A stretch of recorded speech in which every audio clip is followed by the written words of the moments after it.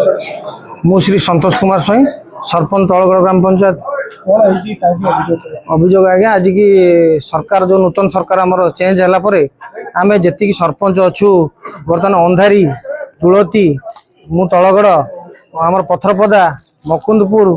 आमर अमृतिया आमर तारपुर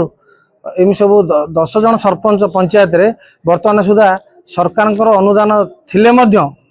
आमको माननीय ब्लॉक उन्नयन अधिकारी निर्देश कार्य करने को निर्देश दौना बार बार आम आइला आम टर्चर कर दुर्व्यवहार कर तुम कम अधा कम छाड़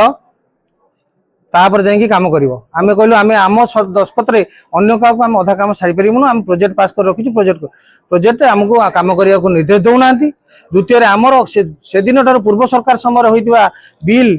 आज पर्यंत पैठ करूना बिल की फाइल तले नुचेकी रखिंट जिते आसला को भाई व्यस्त हूँ ना काली करदेबू आम कहते रेकर्डिंग अच्छे आपण मानक देपर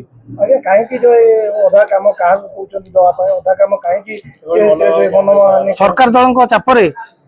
माने कहते आमर जो अन्य सरकार चेंज होगा जो पिलाने अच्छा से सरकार दल पिला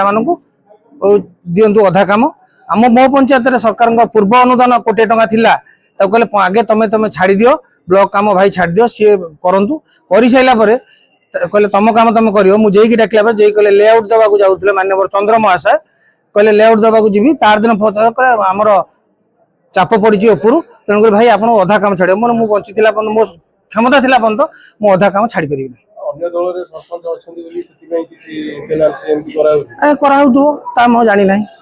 जेहेतु वीडियो अच्छा कोरे ब्लॉक लोक समस्या बुझा कथा किंतु ये कार्य